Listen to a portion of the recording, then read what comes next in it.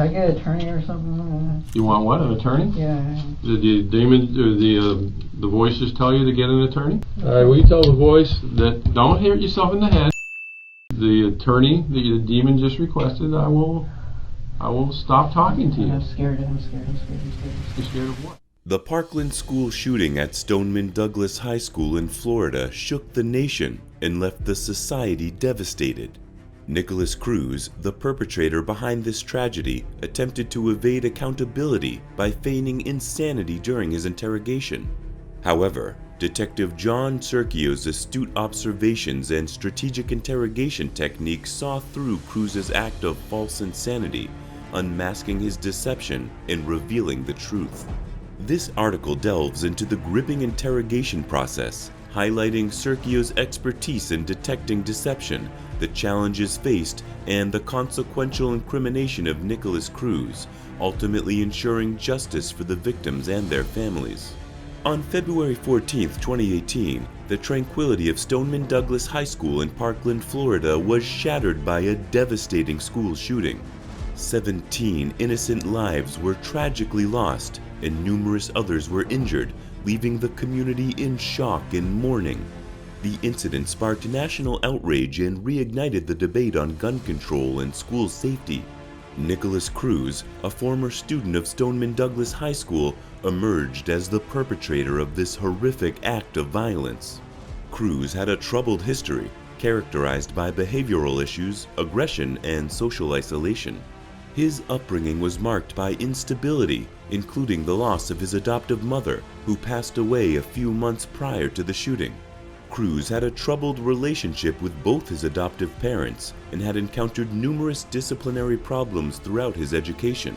Following his arrest, Cruz's defense team sought to mount an insanity defense, aiming to prove that he was not criminally responsible for his actions due to a mental illness at the time of the shooting. This defense strategy aimed to shift the blame away from Cruz, arguing that he lacked the requisite intent and understanding of his actions.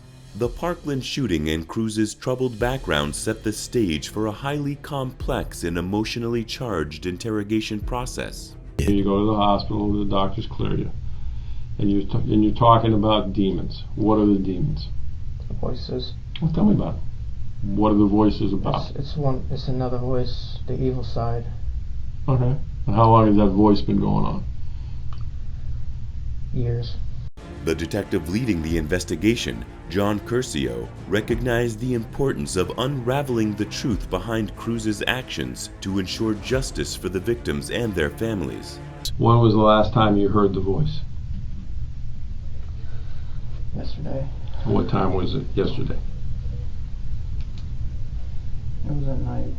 Detective Curcio approached the interrogation with a commitment to unraveling Cruz's facade of insanity and bringing forth the evidence necessary to secure his conviction.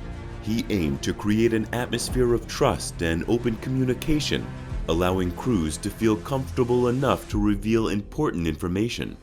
By displaying empathy and actively listening to Cruz's concerns and emotions, Curcio sought to gain insights into his mindset and motivations. I think you're using the demon as an excuse. I'm not. I promise. You could have stopped the demon by getting a prescription for marijuana. You could have stopped the demon by getting a prescription for Xanax. You could have stopped the demon by illegally doing marijuana, which you were doing anyway. You could have stopped the demon by doing Xanax illegally, which you were doing anyway. To extract accurate information from Cruz, Detective Curcio employed cognitive interviewing techniques. Curcio asked open-ended questions, avoided leading statements, and encouraged Cruz to provide a detailed narrative of the events leading up to and during the shooting. By employing these techniques, Curcio aimed to distinguish between fabricated accounts and genuine recollections. He closely observed Cruz's gestures, eye contact, and overall demeanor, searching for signs of deception. And what does the voice say to you? Burn, kill, destroy. Okay, burn, kill, destroy what? Anything.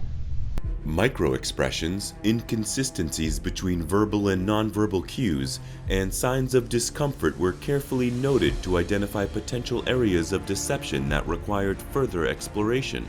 He collaborated with mental health professionals to evaluate Cruz's psychological well-being, looking for signs of genuine mental illness or inconsistencies that could indicate an attempt to manipulate the system. Detective Curcio understood that Nicholas Cruz's character and personal vulnerabilities could be critical in revealing the truth. Curcio strategically leveraged these vulnerabilities during the interrogation, confronting Cruz with inconsistencies in his behavior and highlighting the contrast between his claims of insanity and the calculated planning that went into the shooting. Through his skilled interrogation techniques, Curcio sought justice for the victims and their families, ensuring that Cruz would be held accountable for his actions. The following strategies were instrumental in identifying inconsistencies and exposing Cruz's true intentions. By giving Cruz the opportunity to express his thoughts and motivations, Curcio aimed to gain insights into his state of mind. Detective Curcio meticulously analyzed Cruz's statements for any inconsistencies or contradictions. You could have stopped the demon anytime you wanted. You didn't want to stop the demon. By pinpointing gaps or discrepancies in Cruz's narrative, Curcio challenged him to provide a more coherent and accurate account of the events, exposing any attempts to deceive or fabricate details. Curcio paid attention to the congruence between Cruz's emotional expressions and the content of his statements.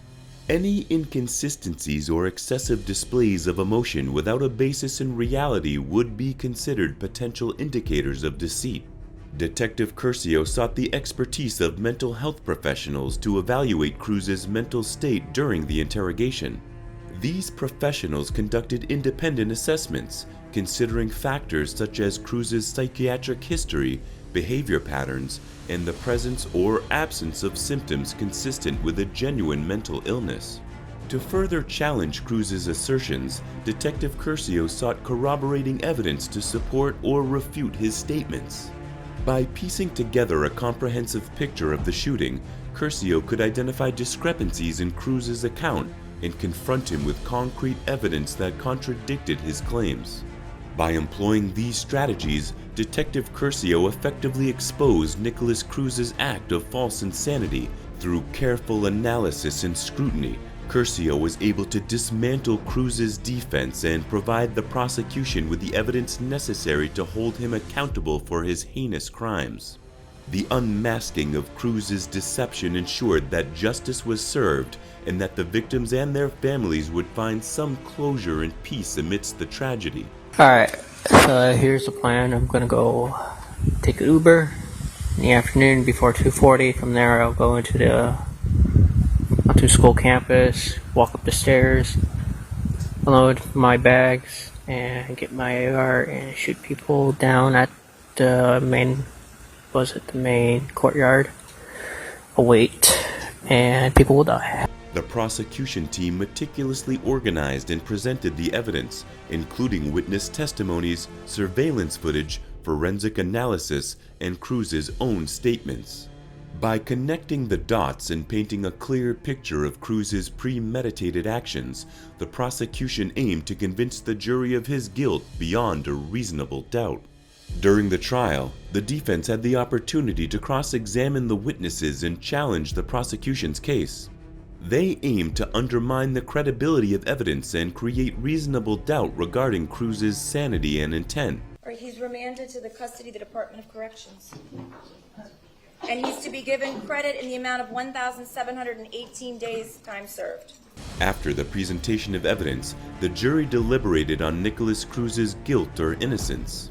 They carefully reviewed the facts, examined the testimonies, and considered the arguments put forth by both the prosecution and the defense. Their decision held Cruz accountable for the tragic shooting and the lives lost. Following the guilty verdict, the court proceeded to determine the appropriate sentence for Nicholas Cruz. This sentencing decision reflected the severity of the offense, holding him fully accountable for his actions. Detective John Curcio's unwavering commitment to unraveling Cruz's act of false insanity and his expertise in detecting deception proved pivotal in incriminating the perpetrator. The consequences were profound, as Cruz's insanity plea was denied, and he was sentenced to consecutive life terms in prison.